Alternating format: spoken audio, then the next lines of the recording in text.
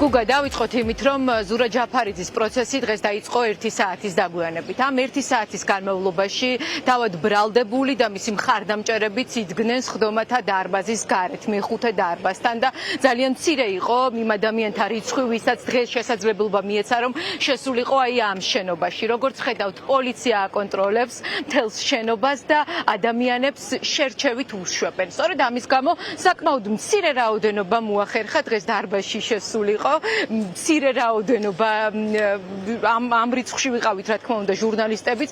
დღეს ერთადერთი კამერა მუშაობს სასამართლოში, ეს არის საზოგადოებრივ მაუწყებლის ოპერატორი, სწორედ ის იღებს ზურა ჯაფარიძის პროცესს, დანარჩენები ვართ გარეთ და ველოდებით. ახლა რაც შეეხება დარბაზში მიმდინარე პროცესს, როგორც გითხარით, მოქალაქეები მეხუთე დარბაზთან შეკრებილები პერიოდულად სკანდირებდნენ შეცვალე დარბაზი, დარბაზის შეცვლის გადაწყვეტილება, რა თქმა უნდა, არ მიიღო მურუსიძის მართულმა სასამართლომ. პირველი შუამდგომლობა სწორედ დარბაზის შეცვლას ეხებოდა.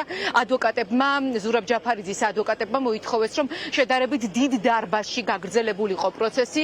ამ ეტაპზე რაც ზუსტად შეგვიძლია ვთქვათ არის ის, რომ 3 დიდი დარბაზი არის ახლა ცარიელი, ანუ სხდომა არ ტარდება, მაგრამ ამის მიუხედავად ყველაზე პატარა დარბაზში მიმდინარეობს ოპოზიციონერი პოლიტიკოსის პროცესი. რაც შეეხება მეორე შუამდგომლობას. მეორე შუამდგომლობაც ეხებოდა მოსამართლის აცილებას და აი რატომ. როგორც ადვოკატებმა გაარკვიეს, კოალიციების ცვლილებებისთვის ლიდერის ადვოკატებმა გაარკვიეს, მოსამართლის მეუღლე არის ზურა ჯაფარიძის პროკურორის უახლოესი მეგობარი. ეს უკვე ადვოკატების თქმით არის აცილების საფუძველი, თუმცა მოსამართლემ თავი არ აიცილა. რა ხდებოდა დარბაზში, ჩვენ ახლა შეგვიძლია ეს ვნახოთ პირდაპირ ეთერში.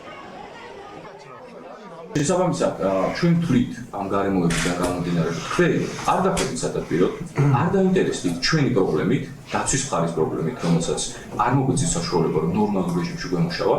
მესამე, არ უზრუნველყავით საჯაროობა, არ გაარკვიეთ ეს საკითხი და თქვენ ობიექტური დამკვირვებლის თვალში გამოიყურეთ როგორც მიკერძოებული მოსამართლე. ეს არის ჩვენი პოზიცია და აიღეთ 59 მუხის ეკუთვნით პასუხისმგებლობა, დააკმაყოფილეთ ჩემი შუამდგომლობა და სხვა მოსამართლე, რომელიც ჩამოვა, ის რა თქმა უნდა გვეტყვის. თუ ისიც მიიღებს მსგავს გადაწყვეტილებას, იქაც შემდეგ შუამდგომლობა გვექნება. ეს არ არის პიროვნული საკითხი, არამედ თქვენი მოქმედება წინასწარ იყო განჩვენებული და განსაზღვრული, არც გახვედით სათათბიროდ და იკითხებოდა თქვენი ქმედებებიდან ამ გადაწყვეტილების მიღების შინაარს. ამიტომ ჩემი აზრით ამ ეტაპზე თქვენ უკვე აღარ აკმაყოფილებთ იმ მინიმალურ კრიტერიუმებს, რომელმაც უნდა განიხილოს მით უმეტეს ასეთ საჯარო ინტერესის საქმეზე, ზურა ჯაფარიძის შესახებ. თქვენ ხართ ახლა ხანმოკლე მოსამართლე, გამოსაცდელი ვართ 3 წლით, რომელიც მოხდა პროკურატურიდან, მუშაობთ პროკურატურაში. თქვენი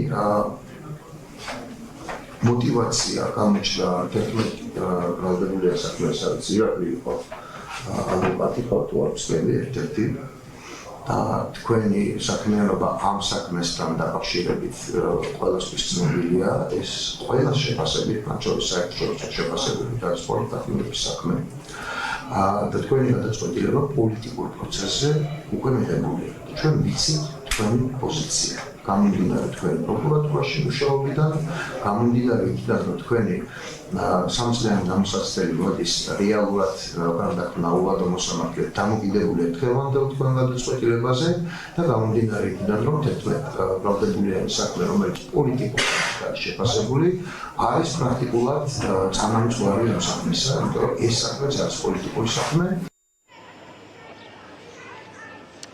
მეხუთე დარბაზში ამ წუთებში იმყოფება ზუსტად 19 ადამიანი. ამ 19-დან 10 არის მედიის წარმომადგენელი, 5 არის ზურა ჯაფარიძის გულშემატკივარი და 3 არის დამკვირვებელი. 3-დან 2 არის დიპლომატიური კორპუსის წარმომადგენელი, ჩეხეთის და შვედეთის საელჩოების თანამშრომლები ესწრებიან ზურა ჯაფარიძის სასამართლო პროცესს. გარდა ამისა, ჩვენი ინფორმაციით დღევანდელ პროცესზე იმყოფება Amnesty International-ის წარმომადგენელიც. ჩვენ არ უნდა გავუწყდეს, რომ დახურვა არ გულისხმობს მართლა განჩინების მიღებას. ეს არის ფაქტობრივი საფუძვლების არარსებობა, როდესაც საჯარო დაინტერესება არსებობს და საკმარისად არ არის წარმოდგენილი დარბაზში, საქმის შესაბამისად არ არის წარმოდგენილი დარბაზში დამსწრე საზოგადოება, როცა არსებობს მაღალი საჯარო ინტერესი. როდესაც სასამართლო ეზოში კი არ უშვებენ ადამიანებს დაესწრონ სხდომაზე, და იკითხებიან ეს საჯაროობის პრობლემაა და ერთობლივობაში წარმოადგენს კონსტიტუციის დარღვევას.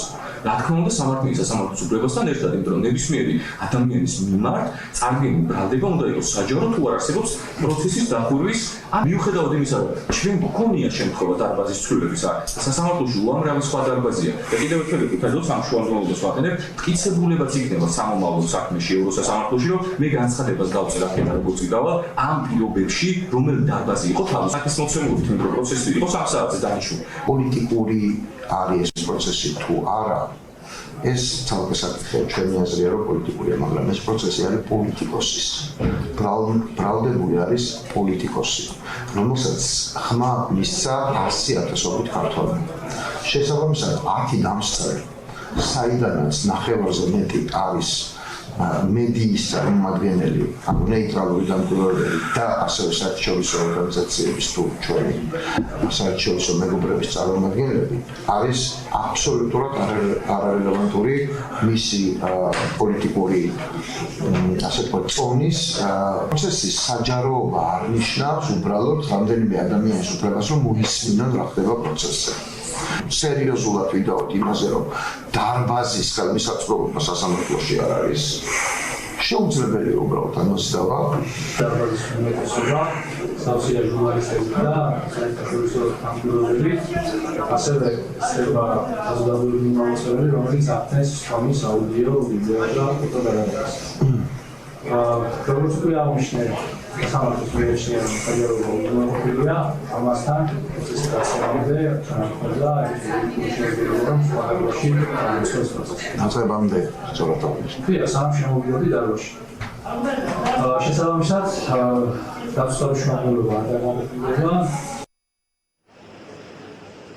წულუკიანის კომისიაზე გამოუცხადებლობისთვის ბრალდებულ ზურაბ ჯაფარიძეს ჯერჯერობით საკუთარ სასამართლო პროცესზე სიტყვის თქმის უფლებით არ უსარგებლია. ის ჯერჯერობით უსმენს მხარებს, უსმენს მოსამართლეს, მის ადვოკატებს, ასევე პროკურატურის წარმომადგენლებს. მან მხოლოდ მცირე კომენტარი გააკეთა პირველებთან.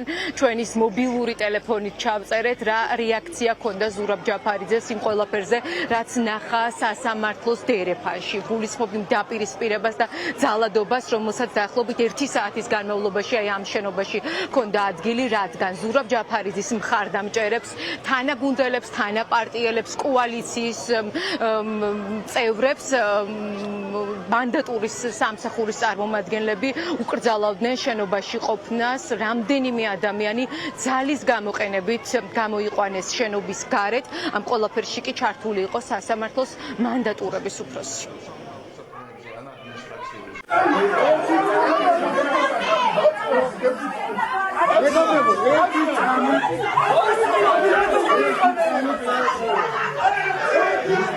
Zura, რას გვეთქვი ამ საგიჟეთზე? ვერაფერი რატომ მოაწყეს პრობლემას? რასაჭიროა ეს ყველაფერი გაუზრდელი. შორდა შეიძლება მარტივად დაიღო დიდი დარბაზი, პირველი დარბაზი, სადაც არის ხომისხმები, რომელიც თავისუფალია და არაფერი არ იქნება სასამართლოში. და როგორც ახლა სასამართლო მსხდომიდან გვატყობინებენ, ზურაბ ჯაფარიძის ადვოკატებმა მოითხოვეს შინაგან საქმეთა სამინისტროს წარმომადგენლის პროცესზე დაკითხვა. დაცვის მხარეს აინტერესებს, რატომ არის ამდენი პოლიციელი მობილიზებული სასამართლოსთან, როგორც გითხარის შენობის წინა პერიმეტრს, ასევე სასამართლოს ეზოში შემოსასვლელ ყველა პერიმეტრს აკონტროლებენ დღეს გომელაურის უწყების თანამშრომლები. შენობის გარეთ მიმდინარეობს აქცია, როგორც ჩანს საპროტესტო აქციის შიშით არის განსაკუთრებული ზომები უსაფრთხოების მიღებული. პროცესი გრძელდება სასამართლოში. ჩვენ ველოდებით რა გადაწყვეტილებას მიიღებს სანქცირებული მოსამართლე შვანგირაძე. თავად ბრალდებულ ზურაბ ჯაფარიძეს აქვს ეჭვი, რომ მას დღეს დაადებენ ხელბორკილებს და გაუშვებენ რუსთავის ციხეში.